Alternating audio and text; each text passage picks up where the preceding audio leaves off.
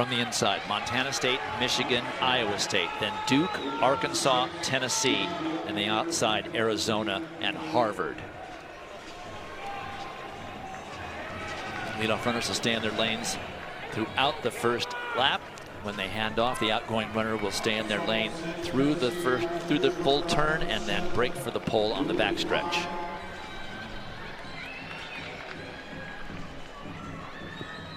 Tennessee currently leading. Arkansas right there.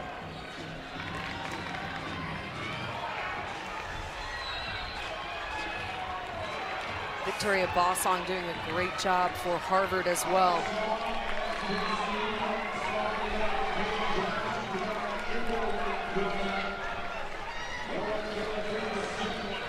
Arkansas passing first. That's a 51.5 for Kaylin Brown. Sydney Wright did a pretty good job from Tennessee staying with Kaylin, the Olympian, as long as she certainly could. Now Kayla Davis for Arkansas has broken this thing wide open, and Arkansas continues just to throw more people at us in that 400 meters. We're always seeing new faces, new names emerge in that 400 meters. That's Esther Joseph for Tennessee on the second leg. For Duke, Julia Jackson. And for Michigan, making a move is Savannah Sutherland, their outstanding 400-meter hurdler. You love those 400-meter hurdlers on the relay. And Michigan passes equal with Arkansas. 52 seconds for Arkansas. It's the Hogs, then Michigan, then Tennessee. 50.8 split for Savannah Sutherland of Michigan. Well, I'm just convinced that when a 400-meter hurdler, you take away the hurdles, they're just so thrilled that there's nothing there that they just run so much faster without them. Excited to see a teammate in front of you instead of another hurdle. That's right. For Tennessee, that is Giovanna Valcourt now challenging for the lead over Amira Sharp of Arkansas. Michigan starting to fade.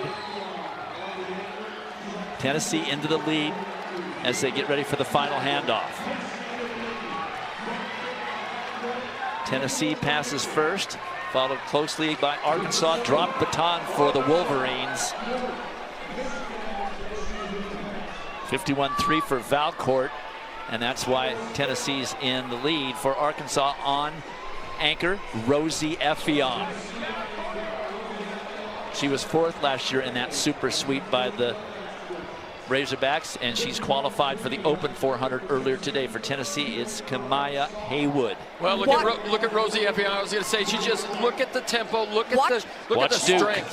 Lauren Tolbert of Duke, the 800-meter runner who has consistently run 51-second splits on their 4x4. And Duke now into second place and going to nail down that second automatic qualifying spot. But Arkansas will win the heat. 3:26.08. Duke finishing second. 49.5 for Effiong on anchor for Arkansas. Here are the results of that first semifinal, won by Arkansas, 3:26.08. Duke gets that second automatic qualifying spot. And Tennessee, Iowa State, and Harvard have to hope that those times will hold up as time qualifiers with two semifinal heats remaining.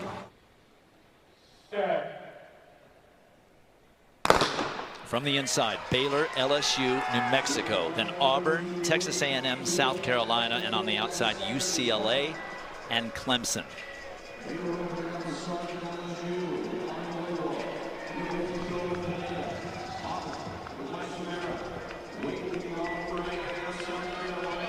Good start for Auburn there in lane 5. Bimbaya, Mesarewa. Easy for you to say. It's tough to say fast. This does not drip off the tongue, but she's having a nice run there in lane 5. Zaya Aikens looking good for South Carolina as well. Clemson running nice with Shanky Williams on the far outside. Looks like South Carolina is going to pass first. Followed closely by Clemson and Auburn.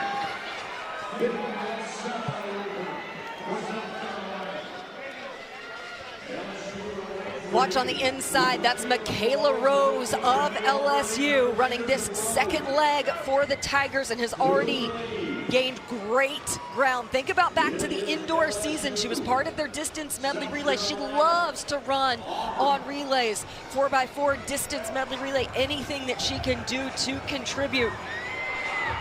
And had a fantastic run to position them up front. Broke that meet record in the 800 earlier. She is on a roll. Looks like a training run for her. Getting some work in. Jayla Jamison with a nice run for the Gamecocks as well there. Settled nicely into second position behind Michaela Rose. All SEC in the top 3. LSU, South Carolina, Auburn, and then UCLA in 4th. 51 flat for Michaela Rose.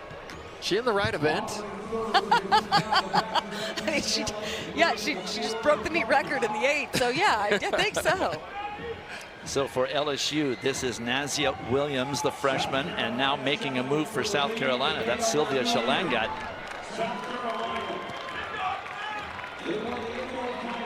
Auburn also trying to get in the mix with Zuriel Reed, and UCLA not going away with Alyssa Conyers. Final exchange coming up. Could be messy. Carolina passes first. Jamesia Ford. And on the outside for Auburn, that is Obiemi Oke. She's not going to pass Ford on the outside, I don't believe.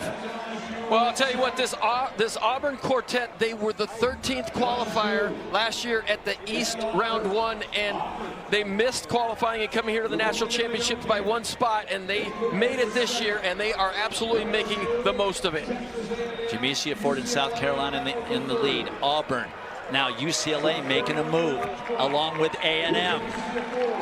4 SECs and a Big Ten. Top 2 teams go through. A&M making the big move to get into that spot. Jaden Wood bringing the Aggies in for that second automatic qualifier. Ford jogs in for South Carolina in 3:27.91. 50.7 for Ford. What a day she has had.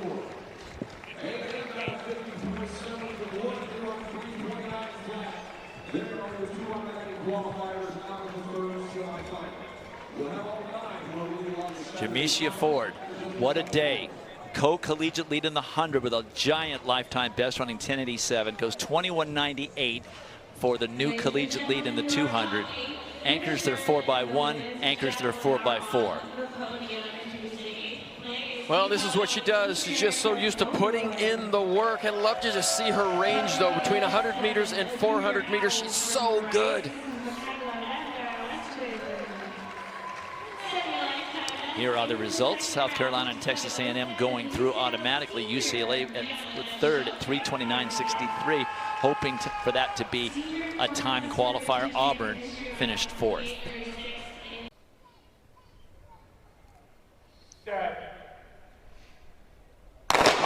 From the inside, Florida State, TCU, Kentucky, then Iowa, Georgia, USC, and then Miami of Florida and Texas Tech on the outside.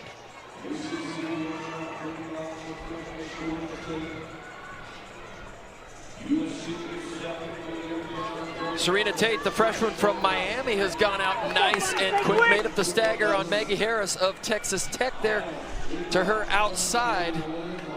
But let's see if she has the strength to hold on here in the last 100 meters. Yemi John running well, so is Michelle Smith.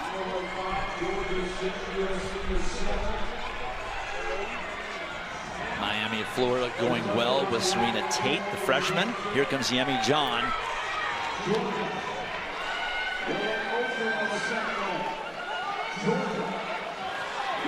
USC and Kentucky passing first. 52-1 for the outgoing runner for USC. Now let's see who gets the pole. For Georgia, that is Aaliyah Butler. She gets the pole position, followed by USC's Jasani Carter. And for Iowa, that is Demarius Mutunga. Well, it's a good spot for Aaliyah Butler. She loves to push the first half of the 400 meters, and so she's able to get that baton, whether it's even or a little bit ahead, and she can break this thing open, give the Georgia Bulldogs a little bit of a lead here, and maybe these third and fourth runners don't feel the pressure quite as much. Iowa in the second as Jasani Carter just didn't have any reaction to being passed at all. For Georgia, Sydney Harris on third leg. For Iowa, Alicia Lucas 50 flat for Aaliyah Butler on second leg. Alicia Lucas for Iowa. Florida State now making a move. Takia Ferguson. USC back to fourth place.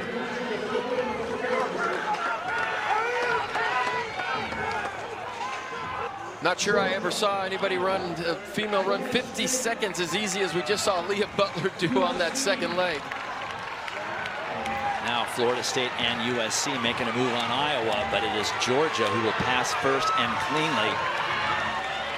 Seminoles into second. They pass ahead of Iowa. USC still in fourth. 50.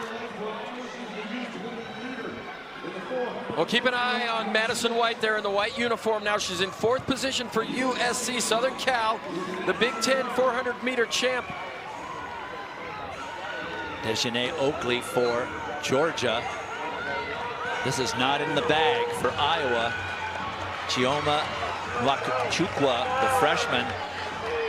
Nwachukwu, the freshman. Here comes USC storming back. Madison White. Does Oakley have another gear? She's in first now. She continues to pull away. It's going to be Georgia and USC getting the automatic qualifiers out of semifinal number 3.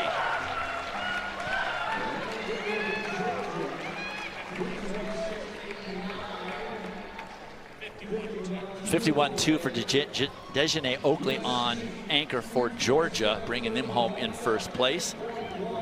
And it may come down to the 4x4. It's a good thing they got their quartet into this final. So there are your advancers. It took 3:29.63 to get into the final. First time under 3, I should say, not correct, 3:28.77 last year to get it into the final. So that's it for the semifinal day for the ladies. They will have their final on Saturday to conclude these 4 days of these championships.